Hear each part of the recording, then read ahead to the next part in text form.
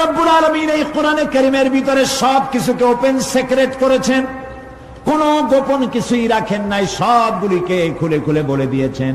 আল্লাহ তাআলা বলেন, ওয়া কুল্লা ইনসানিন আলজামনাহু তাইরাহু ফি উনুকি ওয়া নুখরিজু লাহু ইয়াওমাল কিয়ামাতি কিতাবান ইয়ালকাহু মানসুরা। ওয়া কুল্লা ইনসানিন আলজামনাহু তাইরাহু ফি উনুকি, আমি প্রত্যেক মানুষকে, মানুষের কর্মকে তার গ্রীবা লগ্ন করে দিয়েছি। এই যে গলা, গলা, এই গলার কাছে একটা ঘুটলির মতো, একটা সিম কার্ডের মতো এইখানে আমি রেখে দিয়েছি। কোথায়? কোন গলায়? কে বলতেছেন এ কথা? এই ঘুটলির ভিতরে তুমি যা করতেছো সব লিপিবদ্ধ হচ্ছে। সুবহানাল্লাহ বলেন। এখন বলতে পারেন অদৃশ্য এই ঘুটলি, এটা তো দেখি না, এটা কে বলতেছেন? আমি কিন্তু দেখতে পাচ্ছি না। আপনারা দেখেন নাকি? কেউ দেখেন না। হাত দিয়ে ধরে দেখেন, পান নাকি? ধরাও যায় না, দেখাও যায় না। আল্লাহ বলছেন আছে, তাহলে বিশ্বাস করতে হবে। এর ভিতরে সব রেকর্ড হয়ে যাচ্ছে। আপনি বলবেন এতটুকুন ঘুটলির মধ্যে, তাবিজের মধ্যে আমার সারা জীবনের সব কথার সব কাজ ঢোকে কেমনে? কেমনে লেখা হয়? তাহলে পাল্টা প্রশ্ন করি, আপনার মোবাইলের সিম কার্ডে এত ফোন নাম্বার, এত ইমেল, এত কি বলে, এত টেক্সট, এত কিছু, আপনার আরো কি জানি আছে, মেসেজ দেওয়াটা হাবিজাবি আছে না, অনেক কিছু খুশি সুদ্ধা, এগুলো কেমনে হয়? ছোট্ট একটা সিম কার্ডের মধ্যে কেমনে হয়? শত শত টেলিফোন নাম্বারের মধ্যে ঢুকে যায়। আমার একটা টেলিফোন দিয়ে মোবাইল দিল, কোথা থেকে দিল? লিসবন। কোথায়? কি আন্দাজে কষ্ট। লিসবন হচ্ছে পর্তুগালের রাজধানী। পর্তুগালের রাজধানী, সেখানে প্রোগ্রাম ছিল, ওরা আমাকে একটা মোবাইল দিল। এতে যে কত ফাংশন আল্লাহ ভালো জানে, আমি এখনো শিখতে পারিনি। এত ফাংশন, এতটুকু একটা মোবাইলের মধ্যে। কম্পিউটার, কম্পিউটারের ছোট্ট একটা মাইক্রোচিপ যন্ত্র, যে কম্পিউটার ব্যবহার করা এখন বাচ্চা ছেলেপেলেরাও জানে। এটা একটা পৃথিবীর বিস্ময়। এই কম্পিউটার, আপনি যান ব্যাংকে, কম্পিউটারের ছোট্ট সেই মাইক্রোচিপসের মধ্যে সারা চট্টগ্রামের সমস্ত মানুষের টাকা লেনদেন, ট্রানজেকশন, এর যা কিছু আপনি করেছেন সব কিছুর হিসাব এখানে রয়েছে, আছে না? তাহলে এতটুকুন একটা মাইক্রোচিপসের মধ্যে এত সহস্র কোটি কোটি টাকার হিসাবপত্র, লেনদেন, এই ছোট্ট জিনিসের মধ্যে ঢুকাবার মতো জ্ঞান মানুষের মাথায় দিছে কে? বলেন কে? সেই আল্লাহই তো গলায় ঝুলাই রাখছে। তাহলে এটা সম্ভব না? সম্ভব কিনা? সম্ভব। এখন এই কথাগুলি বলে আল্লাহ মানুষের ক্ষতি করছেন না উপকার করছেন? উপকার করেছেন। এইটা যদি আমার বিশ্বাসে থাকে যে আমার গলার কাছে এরকম একটা সিম কার্ড আছে, একটা সিম আছে মোবাইলের মতো, এটা মনে করেন মোবাইলের একটা সিম গলায় ঝুলানো আছে, এটা সব উঠতেছে, যা বলেন তাই ওঠে, যা করেন তাই ওখানে লেখা হয়। সুবহানাল্লাহ। এই বিশ্বাস যদি আমার হয়, আমি ভালো মানুষ হয়ে যেতে পারবো। সুবহানাল্লাহ বলে আমি খারাপ কাজ করতেই পারবো না। এই জন্য আল্লাহ পরকালের কথাগুলি কোরআনে কারীমের মধ্যে এত বেশি করে বলেছেন। মানুষের চরিত্রবান হওয়ার জন্য আল্লাহর ভয়, পরকালে বিশ্বাস, এর থেকে বড় ওষুধ পৃথিবীতে আর নাই। সব লেখা হচ্ছে, মানুষ বিশ্বাস করে না, এ হলো মূল কথা। যতক্ষণ মাহফিলে থাকে কেমন লাগে? এই যে বসে আছেন ঘন্টার পর ঘন্টা, কেমন লাগে? কোন বেহেশতের মতো। বাড়ির কথা মনে আছে এখন? বউর কথা মনে ওঠে? ছেলে মেয়ের কথা মনে ওঠে? সুবহানাল্লাহ করতে ইচ্ছা করে না? মাজালিসুল ইলম হিয়া রাউদাতুম মিন রিয়াদিল জান্নাহ। এখানে ইলম আলোচনা করা হচ্ছে, কোরআন আলোচনা করা হচ্ছে। এটা তো রজবালি প্যারেড ময়দান নয়, এটা জান্নাতের টুকরা হয়ে গিয়েছে। বেহেশতের বাগানে বসে আছেন। বেহেশতে মানুষেরা দুনিয়ার কথা চিন্তা করবে না। দুনিয়া কি? এটা পায়খানা। এখানে আসছিল ওই পায়খানা করার জন্য, এটা পায়খানা। আর মানুষেরা পায়খানা সাজাবার কাজে ব্যস্ত আছে, আসল ঘর ভুলে গেছে। আসল ঘর কোনটা? প্রিয় ভাই, সব মানুষ বোঝে না, ভুলে যায়।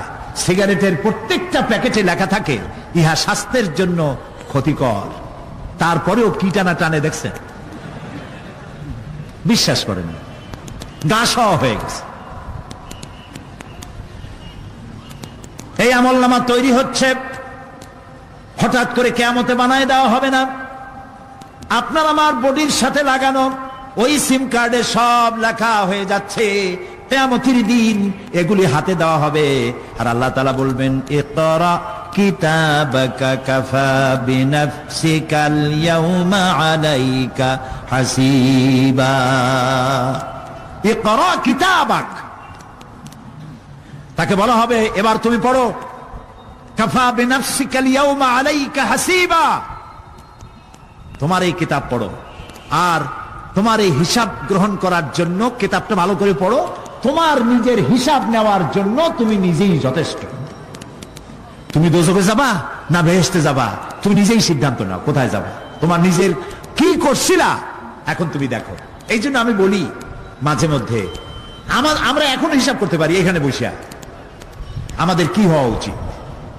ছোটবেলার কথা মনে আছে? নাই, মনে নাই?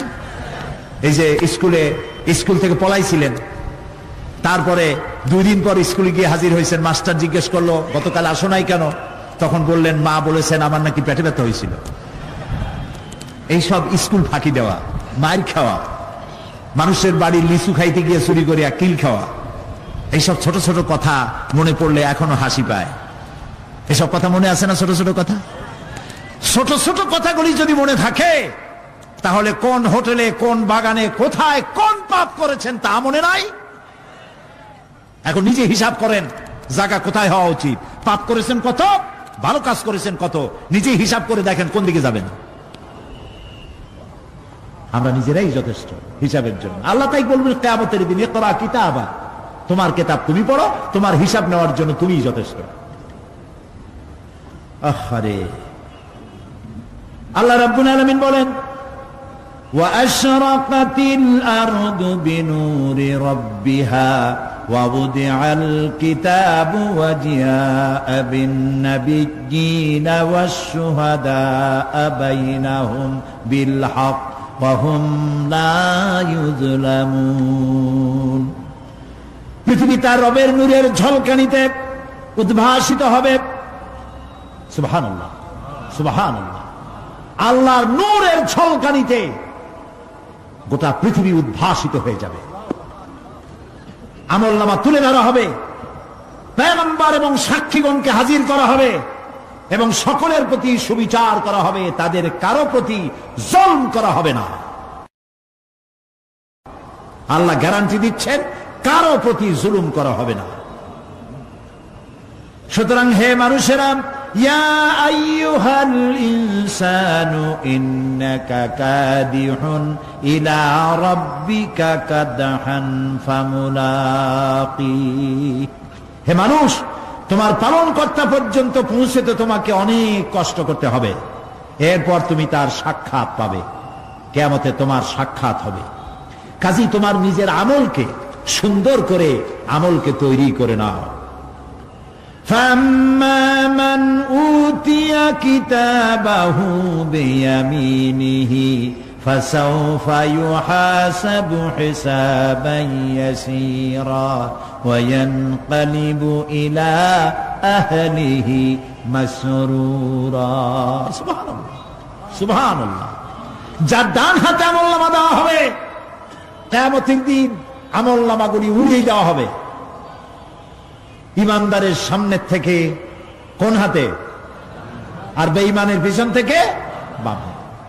এই আমলনামা যখন যার ডান হাতে আমলনামা পৌঁছে যাবে, তার হিসাব নিকাশ সহজ হয়ে যাবে।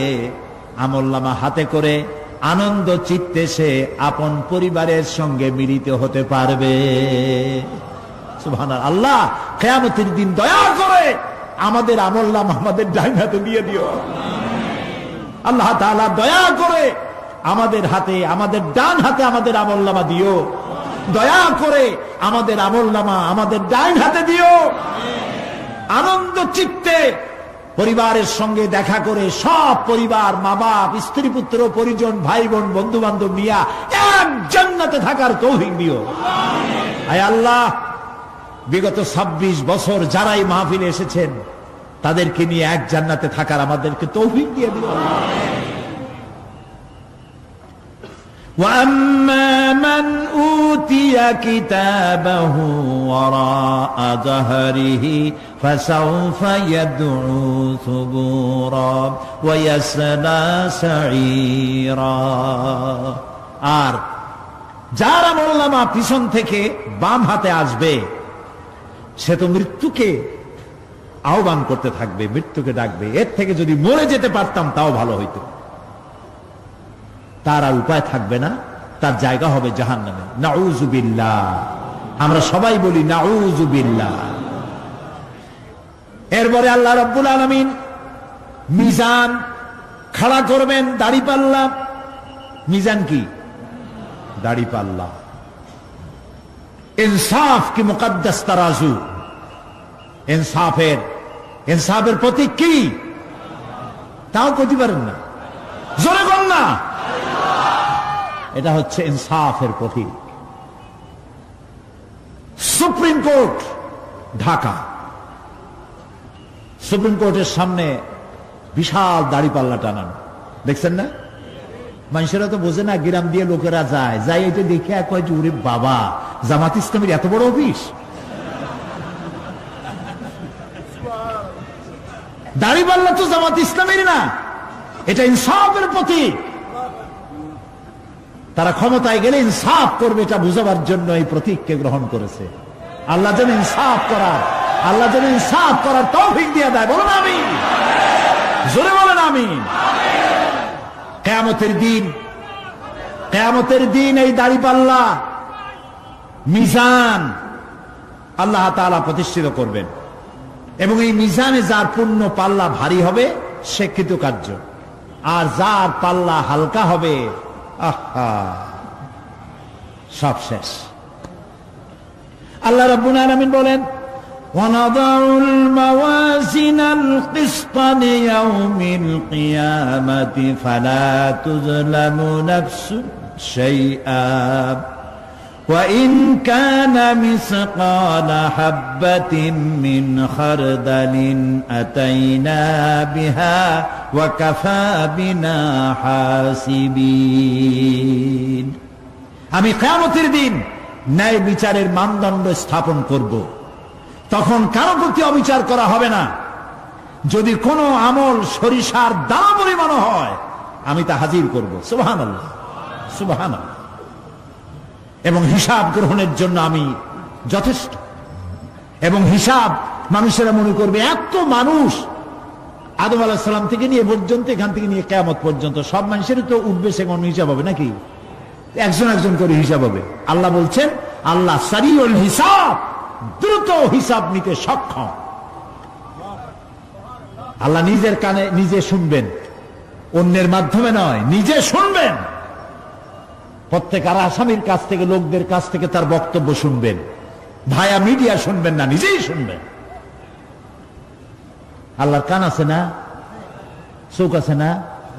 লোকেরা এই যে বইপত্রে লেখে আল্লাহ হচ্ছে নিরাকার,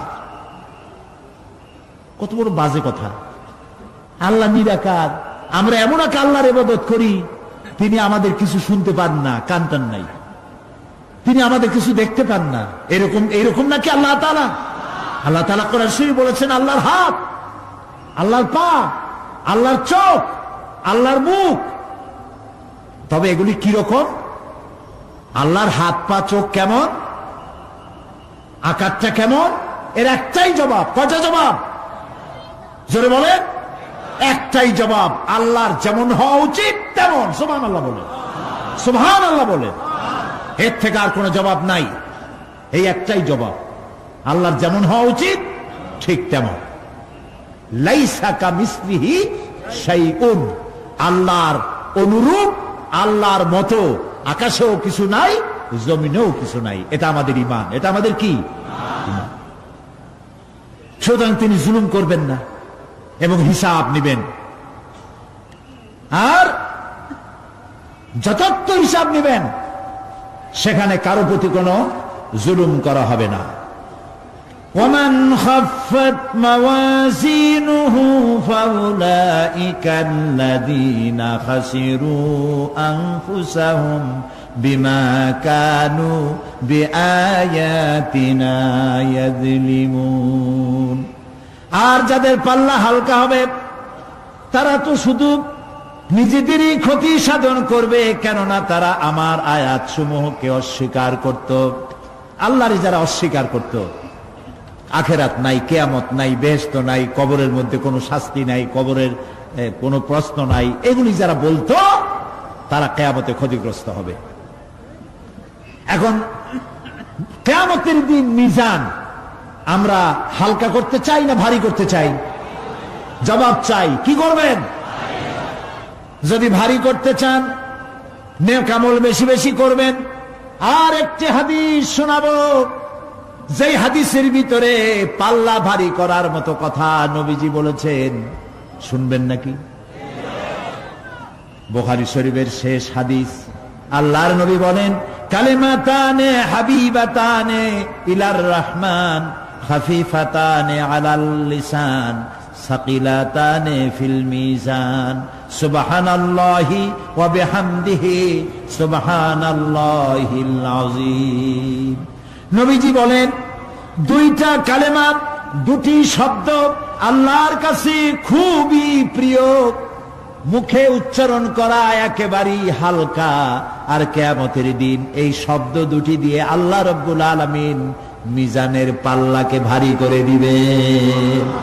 সেই শব্দ দুটি হলো, পড়েন আমার সাথে, সুবহানাল্লাহি ওয়া বিহামদিহি সুবহানাল্লাহিল আযীম। সবাই পড়েন, সুবহানাল্লাহি ওয়া বিহামদিহি সুবহানাল্লাহিল আযীম সুবহানাল্লাহি ওয়া বিহামদিহি সুবহানাল্লাহিল আযীম।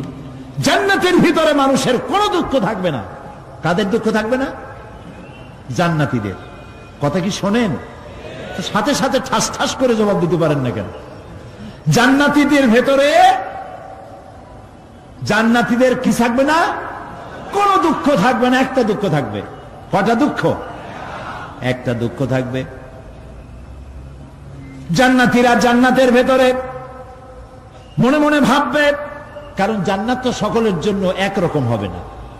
কারো হবে ফার্স্ট ক্লাস, কারো হবে ডিলাক্স, কারো হবে সুইট ডিলাক্স, কারো হবে second class, third class, fourth class, এরকম। এটা কি ইনসাফ না জুলুম? ইনসাফ।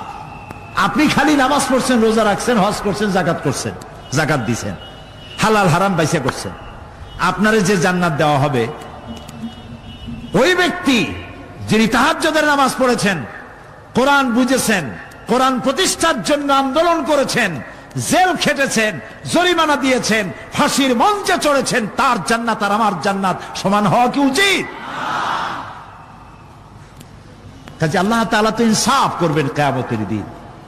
নবীদের, সাহাবীদের, তারপরে দ্বীনের জন্য যে যত পরিশ্রম করেছেন তার পুরস্কারটা সেরকমই হবে। এই জান্নাতের ভিতরে, জান্নাতীদের মধ্যে কোনো দুঃখ থাকবে না, একটি দুঃখ ছাড়া। তারা মনে মনে ভাববেন, রব্বুল আলামিন, অমুক অমুক সময় চায়ের দোকানে বসে আড্ডা মেরেছিলাম, বাসের মধ্যে ঘন্টার পর ঘন্টা বসেছিলাম, আজে বাজে চিন্তা করেছি, সময় চলে গেছে ঘন্টার পর ঘন্টা। ওই সময়গুলিতে যদি তোমার নামের জিকির করতাম, তেলাওয়াত করতাম, তাহলে জান্নাতের ভিতরে আজ আমি আরো ভালো ভালো জায়গা পাইতাম। হাদিস শরীফে এসেছে, কিয়ামতের দিন জান্নাতীদেরকে আল্লাহ বলবেন, তেলাওয়াত করো আর উপরে উঠতে থাকো, তেলাওয়াত করো আর উপরের দিকে উঠতে থাকো, ধীরে ধীরে পড়ো, ধীরে ধীরে তেলাওয়াত করো। ধীরে ধীরে তেলাওয়াত করতে করতে তোমার তেলাওয়াত জান্নাতের যে স্তরে গিয়ে শেষ হবে, জান্নাতের ওই জায়গা তোমার জন্য বরাদ্দ হবে। এখন যার মুখস্থ সাদি খালি কুল্লু আল্লাহ আর ইজাজা নাসরুল্লাহ, দুই পাও দিয়েই বসে থাকবে। আহারে, কোরআন শরীফ মুখস্থ করেন, আল্লাহ যেন আমাদেরকে মুখস্থ করার তৌফিক দেন, বলেন আমিন। এজন্য উৎসাহ থাকা দরকার। উৎসাহ হইলেই আপনি পারবেন। জেহেন শক্তি সকলেরই কম বেশি আছে, চেষ্টা করলেই পারবেন। সেই জন্য আমি বলতে চাই, কিয়ামতের দিন জান্নাত যদি আল্লাহ তাআলা দয়া করে আমাদেরকে নসিব করায় দেন, যদি বলবো না, বলবো আল্লাহ তুমি দয়া করে আমাদেরকে জান্নাত দিও, বলেন আমিন। জান্নাতের ভিতরে এই দুঃখ যেন না আসে, সেই জন্য বাসে যখন চড়েন, গাড়িতে চড়েন, রিকশায় চড়েন, একা একা যাচ্ছেন, গুনগুন করে আল্লাহর জিকির করতে থাকেন, সুবহানাল্লাহি ওয়া বিহামদিহি সুবহানাল্লাহিল আযীম, সুবহানাল্লাহি ওয়া বিহামদিহি সুবহানাল্লাহিল আযীম, সুবহানাল্লাহি ওয়া বিহামদিহি সুবহানাল্লাহিল আযীম। জিকির করেন সবাই কিছুক্ষণ, সুবহানাল্লাহ, আলহামদুলিল্লাহ, লা ইলাহা ইল্লাল্লাহ, সুবহানাল্লাহ, আলহামদুলিল্লাহ, লা ইলাহা।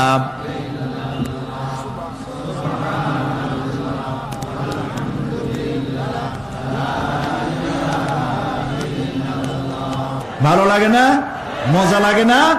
প্রাণ খুলে বলেন সুবহানাল্লাহ ওয়ালহামদুলিল্লাহ, লা ইলাহা ইল্লাল্লাহ, সুবহানাল্লাহ ওয়ালহামদুলিল্লাহ, লা ইলাহা, লা ইলাহা ইল্লাল্লাহ, মুহাম্মাদুর রাসূলুল্লাহ। প্রিয় ভাই সব, এরপরে আল্লাহ তাআলা বলেছেন সিরাতের কথা, কিয়ামতের দিন সিরাত। পুল সিরাতের নাম শোনেন নাই? কথা না কইলে বুঝি কি? শুনছেন? সিরাত। এই সিরাত বলতে বোঝানো হয় এক ঝুলন্ত সেতুকে, যা দোজখ এবং বেহেশতের মাঝখানে সেতু বন্ধন। কিয়ামতের দিন সকল মানুষকে এই সেতু পার হতে হবে।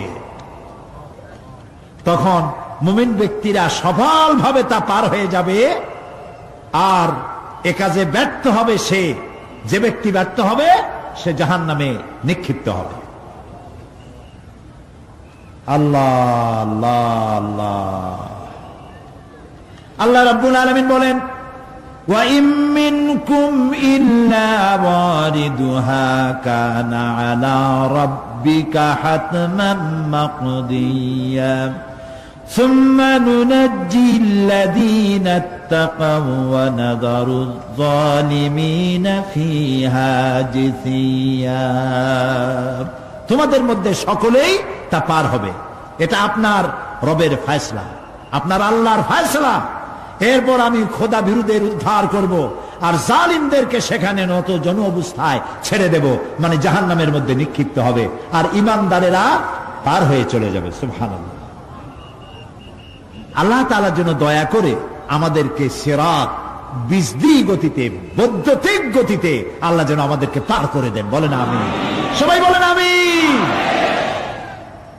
এরপরে শাফাত, শেষ দিবসের প্রতি বিশ্বাসী প্রত্যেক ব্যক্তি সুপারিশ বা শাফাতের বিষয়টা বিশ্বাস রাখতে হবে।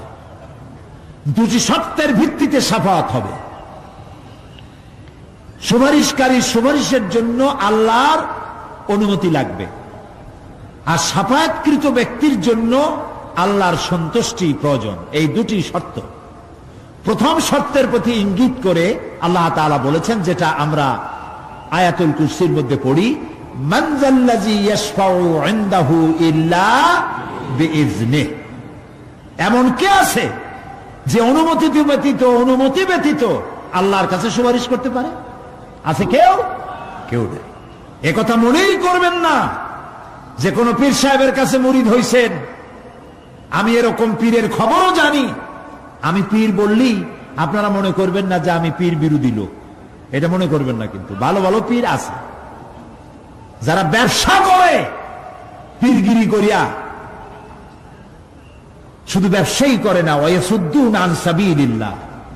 সূরা তাওবা, ইন্না কাসীরাম মিনাল আহবারি ওয়ার রুহবান লায়াকুলুনা আমওয়ালান নাস বিল বাতিল ওয়ায়াসুদ্দুনা আন সাবিলিল্লাহ। আহলে কিতাবদের মধ্যে এই ধরনের অনেক পীর দরবেশ আছে। কে বলতেছেন? আল্লাহ। আল্লাহ বলতেছেন আছে। তারা কি করে? তারা জনগণের মালকে বাতিল পন্থায় ভক্ষণ করে, জনগণকে এমন একটা ভাব দেখায় যে আমাদেরকে হাদিয়া তোবা দিতে পারলে, আমাদের কদমবুসি দিতে করতে পারলেই বেহেশতে চলে যাবা, কারণ আমরা হলাম আল্লাহর এজেন্ট। নাউজুবিল্লাহ। পাও দুইখান আগেই বাইর করে রাখে যাতে লোকেরা কিছু একটা করতে পারে। হায় হায়, এদূর জনগণের মাল খাইয়া যদি পেটে তেল মাইখা, নাবিতে তেল টেল মাইখা ডেকে যদি থাকতো চুপ করে, তাও ভালো হইতো। আল্লাহ কয় যে এই পর্যন্ত থাকে না, ওয়াসুদ্দুন আন সাবিলিল্লাহ, আল্লাহর দ্বীন প্রতিষ্ঠার পথে তারা বাধা দেয়। ওর আকীদা খারাপ, ওর এই খারাপ, ওর তাই খারাপ, ওইখানে যাইও না, আল্লাহরে পাইতে হইলে আমার বাড়ি আসো, আমার কাছে মুরিদ হও। আমি ছাড়া ইসলাম কোন জায়গায় নাই। নাউজুবিল্লাহ, সব খারাপ। মানে ইসলাম যেন একটা মনোবলী বিজনেস, এটি হচ্ছে একটা ঘিয়ের দোকানের মতো। আমার দোকানেই কেবল ঘাটি ঘি পাওয়া যায়, আর খাঁটি ঘি কোনো জায়গায় পাওয়া যায় না। এই ধরনের শয়তানি কথা বলার কোনো সুযোগ ইসলামে নাই। সুতরাং আপনারা একথা মনেই করবেন না যে কোন পীর সাহেব আপনাকে সুপারিশ করতে পারবেন, এই বিশ্বাস বদ্ধমূল যেন না থাকে। ওটি শর্তাধীন, হইতেও পারে নাও হইতে পারে। এমনও তো হতে পারে আপনার পীরে কে সুপারিশ করে তাই কিয়ামতের দিন তিনি হয়রান হয়ে যাবেন, এমনও হতে পারে। না পারে না? পারে কিনা? সেই জন্য এটা ভরসাই করবেন না। কেউ কেউ আবার দুই পীরের কাছে মুরিদ হয়, ধারণা এই দুইজনের কাছে মুরিদ হয়েছি, দুইজনে দুই হাত ধরিয়া কিয়ামতে এরকম করে মেরে দিবে, আমি জান্নাতের বারান্দায় গিয়ে বসবো। জান্নাত তোমার মামু বাড়ির বারান্দা। এত সহজ, এত সহজ। নবীরা কানতে কানতে হয়রান হয়ে গিয়েছে। নবী করিম সাল্লাল্লাহু আলাইহি ওয়াসাল্লাম তাহাজ্জুদের নামাজ সামান্য সময় ঘুমাইয়া নামাজ শুরু করে দিতেন। সূরা বাকারা শেষ, আলে ইমরান শেষ, সূরা নিসা শেষ, মায়েদা শেষ, আরাফ শেষ। সাহাবায়ে কেরাম মনে করতেন রাসূল বুঝি এই নামাজের রুকুতে আর যাবেন না, ফজর হয়ে যাবে এক রাকাতেই। যখন রুকুতে যেতেন মনে হতো আর উঠবেন না, যখন সেজদায় যেতেন মনে হতো ইন্তেকাল করেছেন। হযরত আয়েশা বলেছেন, আমাদের মা জগৎ জননী হযরত আয়েশা রাদিয়াল্লাহু তাআলা আনহা বলেছেন, রাসূলুল্লাহ সেজদায় পড়ে যেভাবে কাঁদতেন, চুলার উপরে হাড়ি তুলে দিলে ভাত রান্না করার সময় যেমন একটা আওয়াজ হয় ভাতের হাড়িতে, শোনেন নাই আওয়াজ? রাসূলুল্লাহর কলিজার ভেতর থেকে কান্নার গুমরে আওয়াজ এভাবে উত্থিত হতো। সকাল বেলায় জুতা পায়ে পড়তে পারতেন না, পাও মোবারক ফুলে বড় হয়ে যেত। বেহেশত এত সহজ। প্রিয় ভাই সব, মান যাল্লাযী ইয়াশফাউ ইনদাহু ইল্লা বিইজনি, কার ক্ষমতা আছে আল্লাহর পারমিশন ছাড়া কথা বলে সুপারিশ করে?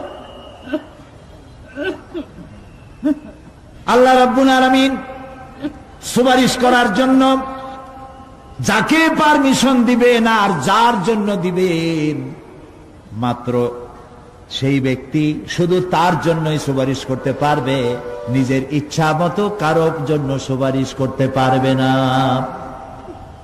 আমাদের জাতির পিতা নাম কি? সব সময় মনে রাখবেন, আদৌ বলবেন না। এই প্রশ্নে কোনো আপোষ নাই। জাতির পিতা কে? হযরত ইব্রাহিম আলাইহিস সালাম কিয়ামতের দিন আল্লাহ রাব্বুল আলামিনের দরবারে ফরিয়াদ করবেন, রব্বুল আলামিন আমার আব্বাজানের জন্য সুপারিশ করি, তুমি দয়া করে তাকে জাহান্নাম থেকে বাঁচায়া দাও। রব্বুল আলামিন বলবেন, ইব্রাহিম তোমার এই সুপারিশ মঞ্জুর হলো না। ইব্রাহিম আলাইহিস সালামের সুপারিশ মঞ্জুর হবে না।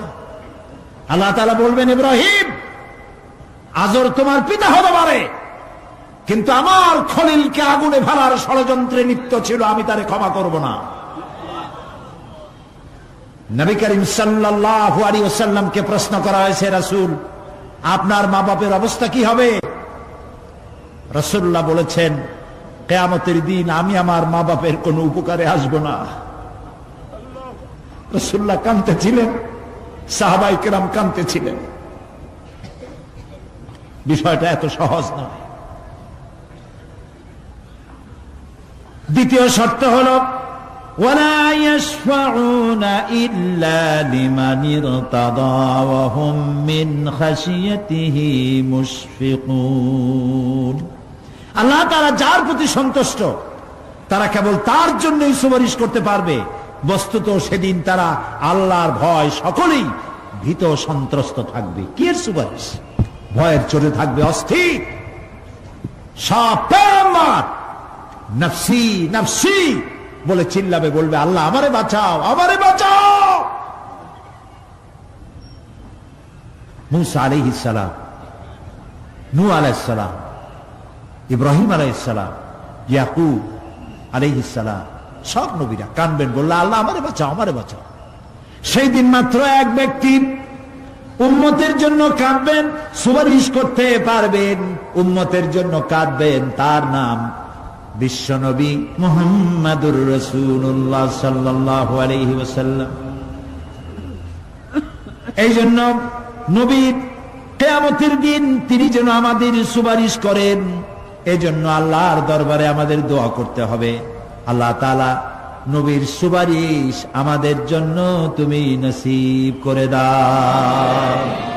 হে আল্লাহ তাআলা, কিয়ামতের দিন তোমার নবী আমাদেরকে যেন উম্মত বলে পরিচয় দেয়। এই জন্য কারোর উপর ভরসা টরসা করবেন না, নিজের আমলটা ভালো করে গঠন করেন। আল্লাহ তাআলা কোরআন শরীফে বলেছেন, ইয়া আইয়ুহাল্লাযীনা আমানু আবতাগু ইলাইহিল ওয়াসিলা। হে বিশ্বাসীরা, তোমরা ওসিলা তালাশ করো। এইটার একটা ভুল অর্থ করেছে লোকেরা, তারা বলেছে ওসিলা তালাশ করো মানে পীর ধরো। আবার বলে কি, যার পীর নাই তার পীর শয়তান। নাউযু বিল্লাহ। তাহলে ইমাম আবু হানিফা রাহমাতুল্লাহ আলাইহির পীর কে?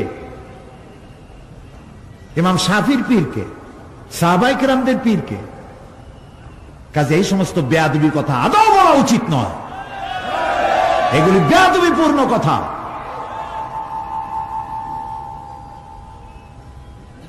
প্রিয় ভাই সব, আল্লাহ রাব্বুল আলামিনের উপরে ভরসা করে নিজের আমলকে ভালো করতে হবে। অবতাগু ইলাইহিল ওয়াসিলা আয় আমলে সালেহ। অবতাগু ইলাইহিল ওয়াসিলা, তুমি নেক আমলের ওসিলা ধরো আল্লাহর কাছে, নিজের আমলগুলিকে ভালো বানাও, ভালো ভালো কাজ করো। সুপারিশ সম্পর্কে সর্বশেষ কথা বলতে চাই।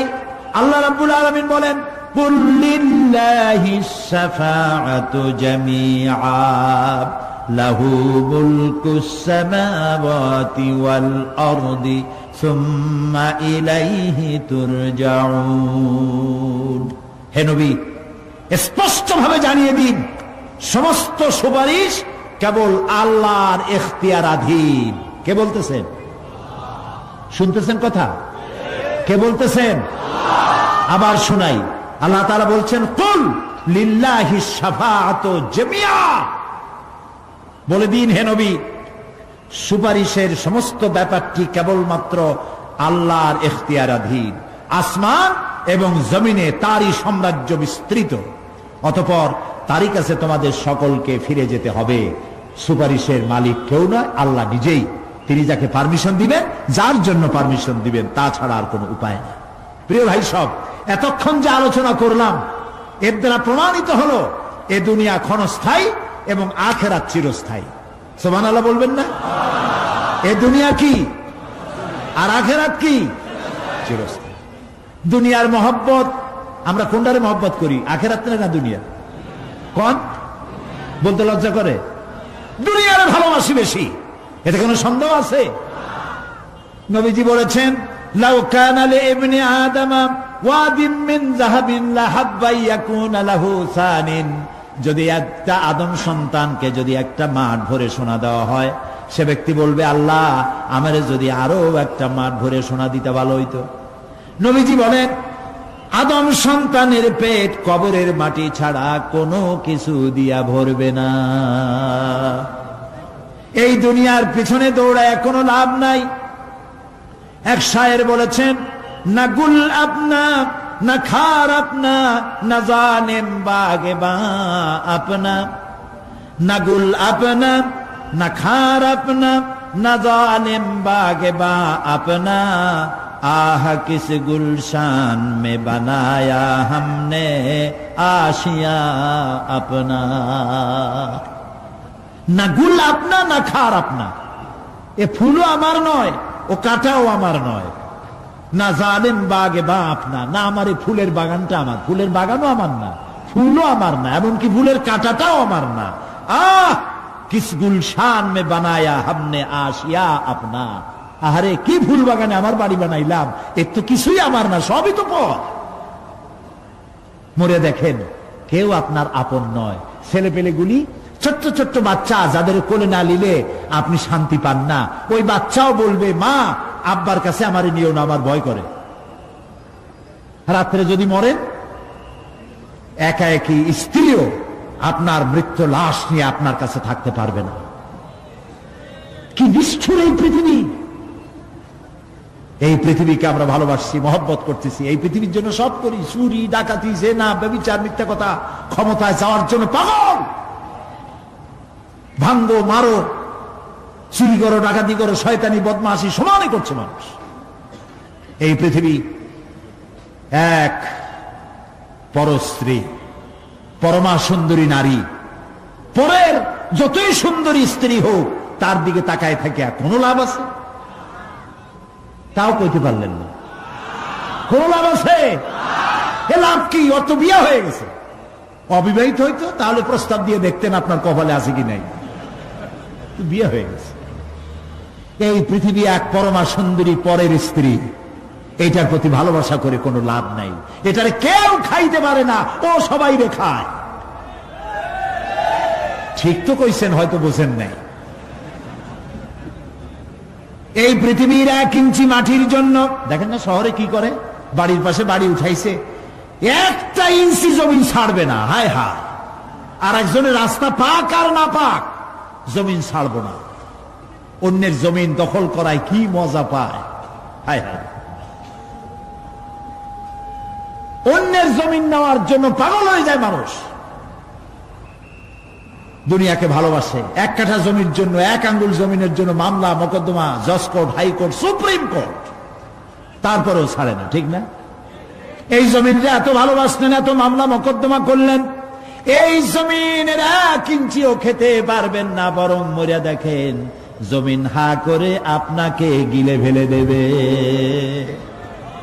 আপনার হাড্ডি গুড্ডি গুস্ত সুদ্ধা মিশে যাবে এই মাটিতে পৃথিবীকে ভালোবাসে কোনো লাভ নাই স্ত্রী পুত্র পরিজন যার যতটুকু পাওনা দিবেন ভালোবাসবেন কিন্তু মূল ভালোবাসা কলিজাটা ভরা থাকবে আল্লাহর জন্য কার জন্য স্ত্রীর ভালোবাসা স্ত্রীকে দিবেন মায়ের শ্রদ্ধা বাপের শ্রদ্ধা সন্তানের ভালোবাসা আলাদাভাবে দিবেন আর সব থেকে যিনি ভালোবাসা পাওয়ার দাবিদার তার জন্য রাতের বেলায় জাগুন সিজদা দিয়ে কাঁদতে থাকুন এই চোখ দুটা কে দিছে এই জিহ্বা কে দিছে এই কান কে দিয়েছেন এই সুন্দর শরীর কে দিয়েছেন বলার তৌফিক শোনার তৌফিক কে দিয়েছেন এই হক আদায় করতে গভীর রাত্রে জাগতে হবে পাইকারি দরে ঘুমায়েন না একটু জাগুন শেষ রাত্রে উঠুন শেষ রাত্রে জেগে প্রেম করুন আল্লাহর সাথে প্রেম কি ঢোল পিটায় করা যায় ইনকিলাব সংগ্রাম এইসব পত্রিকায় বিশাল হেডিং দিয়ে কেউ প্রেম করে বিজ্ঞাপন দিয়ে টেলিভিশনে বিজ্ঞাপন দিয়ে প্রেম করে কিভাবে গোপনে আর মিলিত হয় নির্জনে সবচাইতে বড় প্রেমিক হবে নিজে হতে হবে আর আল্লাহকে সব থেকে বেশি ভালোবাসা দিতে হবে সেজন্য আল্লাহ রাব্বুল আলামিন বলেছেন প্রেম করার জন্য কিছুটা নির্জনতা প্রয়োজন এজন্য দিনের আলোতে ওয়াজআলনান নাহারা মাআশা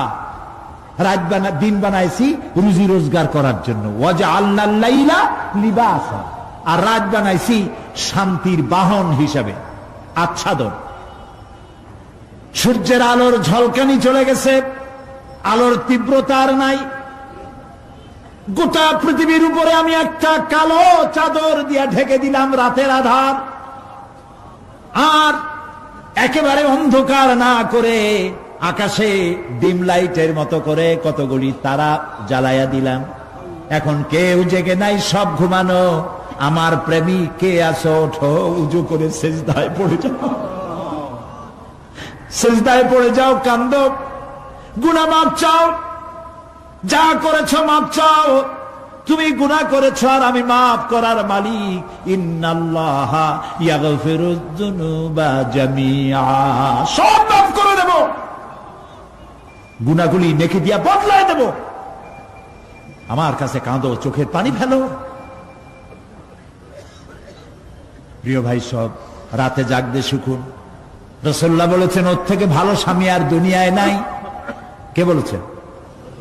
রাসূলুল্লাহ বলেছেন, ওর থেকে ভালো স্বামী আর দুনিয়ায় নাই, যে গভীর রাত্রে নিজে জেগে তাহাজ্জুদ রুজু করে নিজের বউরে উঠায়। বউ উঠতে চায় না, পানি এনে বউর মুখের উপরে ছিটায় দেয়, ওঠো বিবি, একসাথে তাহাজ্জুদের নামাজ পড়ি। রাসূলুল্লাহ বলেছেন, ওর থেকে ভালো বউ পৃথিবীতে আর নাই, যে বউ রাতের বেলায় ঘুমের থেকে জেগে তাহাজ্জুদের উজু করে, স্বামীরে উঠাইতে চেষ্টা করে, ওঠে না, উজুর পানি স্বামীর চেহারায় ছিটায় দেয় আর বলে, স্বামী ওঠো, একসাথে তাহাজ্জুদের নামাজ পড়ি। এই পৃথিবীতে আমাদের ভালোবাসা যেন শেষ না হয়, এক জান্নাতে যেন থাকতে পারে। কাঁদো, ওঠো। গভীর রাত্রে তাহাজ্জুদের নামাজ পড়ে মাথাটা নিচু করে গুনগুন করে গাইতে থাকেন, ইয়া আল্লাহু পড়েন, ইয়া আল্লাহু, ইয়া রহমানু, ইয়া রহিমু, ইয়া হাইয়ু, ইয়া কাইয়ুম। প্রাণ দিয়া বলেন, ইয়া আল্লাহু, ইয়া রহমানু, ইয়া রহিমু, ইয়া হাইয়ু, ইয়া কাইয়ুম। ইয়া আল্লাহু, ইয়া রহমানু, ইয়া রহিমু, ইয়া হাইয়ু, ইয়া কাইয়ুম। তাহাজ্জুদের নামাজ পড়ে এভাবে আল্লাহরে ডাকে দেখেন, চোখ দিয়া পানির বন্যা নেমে আসে, যদি ঈমান একটুও থাকে। এই কান্না, নবীজি বলেছেন, জাহান্নামের ভয়তে আমার সাথে না ভরমানি করেছে। এই শরমে পড়ে বান্দা যখন চোখ দিয়া পানি ছেড়ে দেয়, ওই চোখের পানি নাকের অর্ধেক আসতে না আসতে আমি আমার বান্দারে মাফ করে দেই। আল্লাহু আকবার।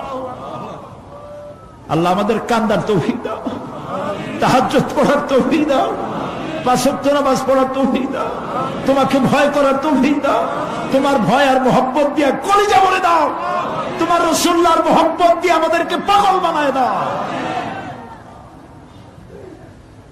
আল্লাহ, দুনিয়া বড় খারাপ জায়গা। এই দুনিয়ায় আল্লাহর কাছে সৌন্দর্য চাইতে হবে দুনিয়া, কিন্তু দুনিয়াকে স্থায়ী মোহব্বত করা যাবে না। প্রিয় ভাই সব, আপনি যদি লন্ডনে যান, আমেরিকায় যান, কোনোদিন যান নাই, যাইতে হলে এখান থেকে টেলিফোন করেন, ওখানে বন্ধু বান্ধব আছে নাকি। তো লন্ডনে আমেরিকায় সেখানে যাবেন, ওখানে আপনার বন্ধু বান্ধব গ্রামের লোক আছে কিনা খোঁজ করেন, ঠিক না? আবার এখান থেকে ফরেন কারেন্সি নিয়ে যান, যেহেতু ওখানে টাকা চলবে না। টেলিফোন করেন, মোবাইল করেন, ফ্যাক্স পাঠান, আরো টাকা পয়সা সাথে নেন। এরপরেও চিন্তা থাকে, আল্লাহ এরপরে যদি কেউ না আসে তাহলে আমি যাবো কেমনে। এরপরে যাওয়ার সময় আবার বলে দেন যে, ভাই আমি কিন্তু আসতেছি, লন্ডন কোনোদিন আসি নাই, তুমি কিন্তু এয়ারপোর্টে থাকো। একটা বিদেশে যাওয়ার জন্য এত প্রস্তুতি নেন, তো সব জায়গায় বন্ধু বান্ধব কেউ না কেউ তো আছেই। কিন্তু আমরা এমন একটা দেশে যাব যেখানে কেউ নাই, ফরেন কারেন্সি চলে না, গ্রামের লোক নাই, বাবা নাই, বন্ধু নাই, মা নাই, কেউ নাই। যিনি রিসিভ করবেন, যার সাহায্যের কাঙ্গাল, বদামল করে তার শত্রু বানায় রাখছি, বন্ধু বানাইতে পারি নাই। তাহলে কি জবাব হবে কিয়ামতে? কি হবে কবরে? কি হবে উপায়? এই জন্যে প্রিয় ভাইয়েরা আমার, দুনিয়ার সঙ্গে মহব্বত কমায় দিয়া আখিরাতের মহব্বত বেশি করে করতে হবে। আর দুনিয়ায় যতদিন বেঁচে আছি ততদিন নেক আমল করে মানুষের সাথে সদাচরণ করতে হবে। আল্লাহ তাআলা বলেছেন লাইসাল বিররা আন তুওয়াল্লু ওয়াজুহাকুম কিবালাল মাশরিকি ওয়াল মাগরিবি ওয়ালাকিন্নাল বিররা মান আমানা বিল্লাহি ওয়াল ইয়াউমিল আখির। পূর্ব এবং পশ্চিমে কতবার তুমি মাথা ঝুঁকাইছো, এটাই কিন্তু তোমার জন্য কল্যাণ, এর মধ্যে কল্যাণ নিহিত নয়। তার মানে কি, আপনি কত সেজদা আল্লাহরে দিলেন, কত মানুষ তো আছে সেজদা দিতে দিতে কপালে কালো দাগ হয়ে গেছে, আছে না?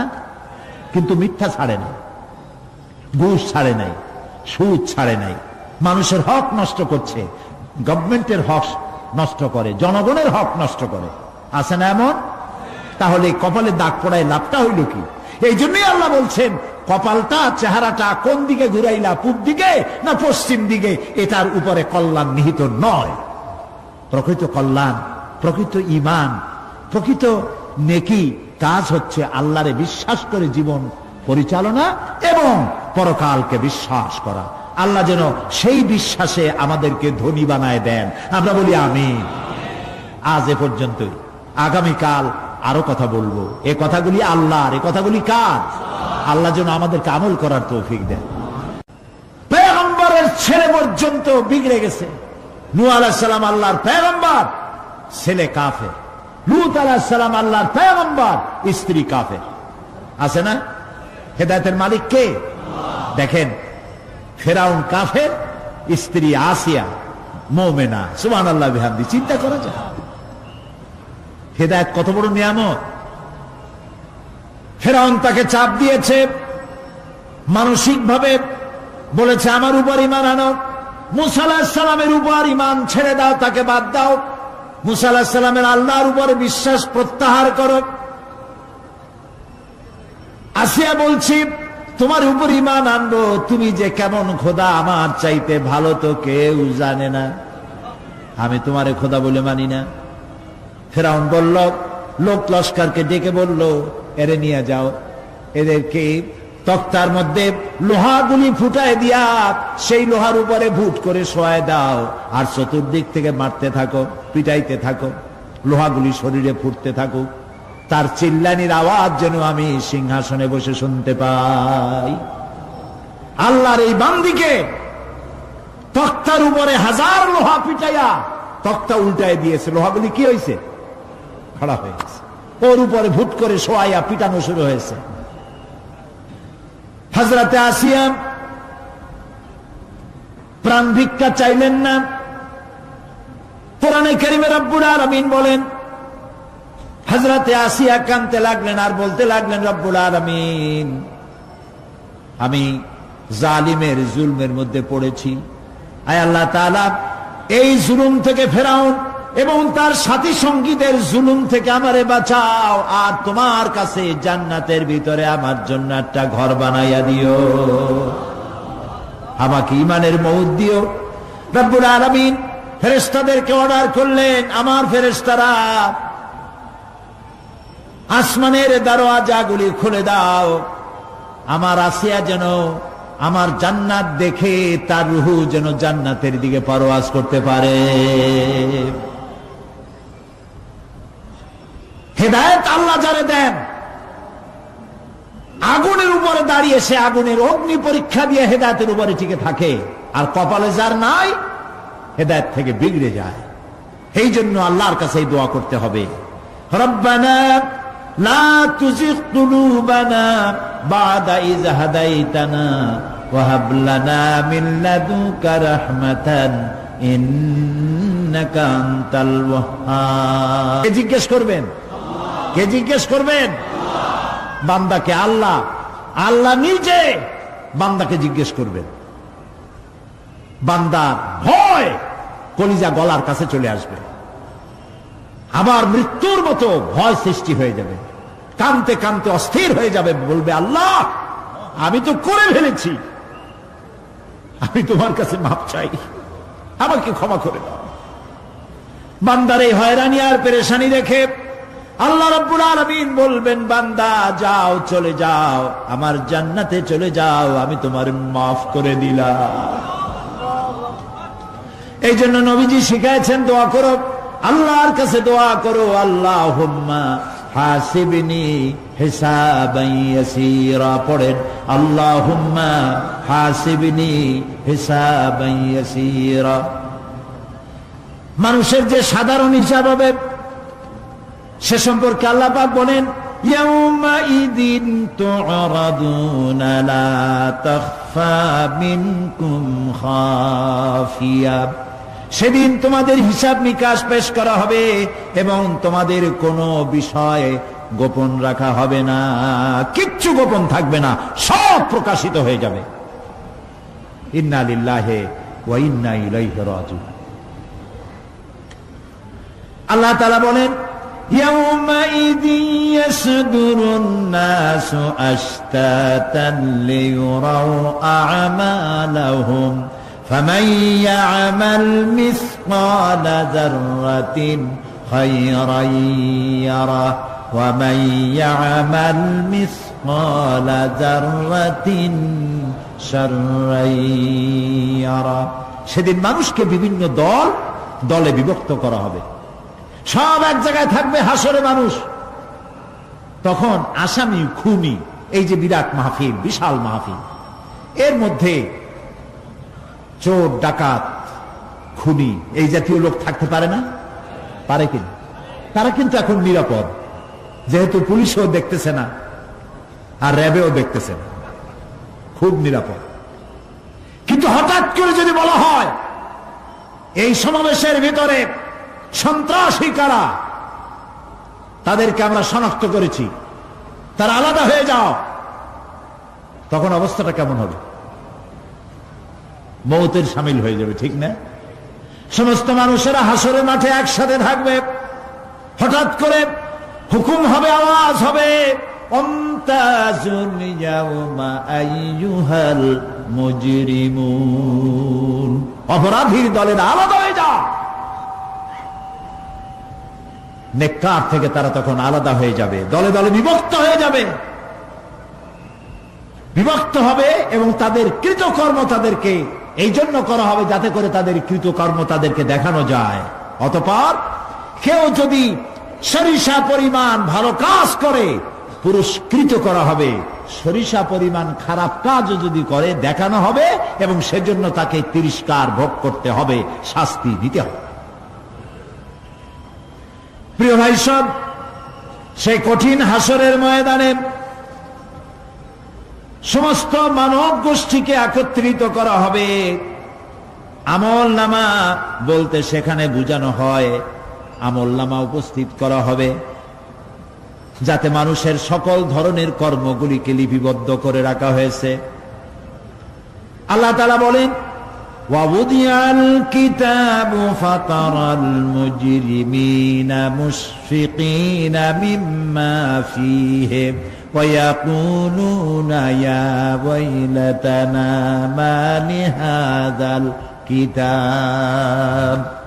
আর আমলনামা সামনে রাখা হবে, তাতে যা লেখা আছে তার কারণে আপনি অপরাধীদেরকে ভীত এবং সন্ত্রস্ত দেখতে পাবেন। আল্লাহ তাআলা বলছেন আমলনামা হাতে এসে যাবে এবং এই হাতে আমলনামা পাওয়ার পর তারা বলবে মালি হাযাল কিতাব লা ইউগাদিরু সাগীরাতান ওয়ালা কাবীরাতান ইল্লা আহসাহা। এটা কি আশ্চর্য কিতাব! বড় বড় পাপ যা করেছি তাও লেখা হয়েছে, ছোট ছোট পাপ যা করেছি তাও লেখা হয়েছে। ওয়াজাদু মা আমিলু হাদিরান ওয়ালা ইয়াযলিমু রাব্বুকা আহাদা। যা যা তুমি আমল করেছিলে সমস্ত কৃতকর্ম কাগজে পত্রে লেখা আছে। তোমার রব কারো প্রতি জুলুম করবেন না। আমাল্লাহু বিযাল্লামিন লিল আবিদ। আল্লাহ তাআলা বান্দার উপরে কখনো জুলুম করেন না। এগুলি সব উপস্থিত হয়ে যাবে, বিশ্বাস করেন? এইখানে মাত্র কয়েকজন লোক কইল জি, এটা তো ঈমানের প্রশ্ন। এসব কথা যা বলা হলো বিশ্বাস করেন? আল্লাহ যেন এই বিশ্বাস আমাদের কলিজার মধ্যে গেড়ে দেন, বলেন আমিন। প্রিয় ভাই সব,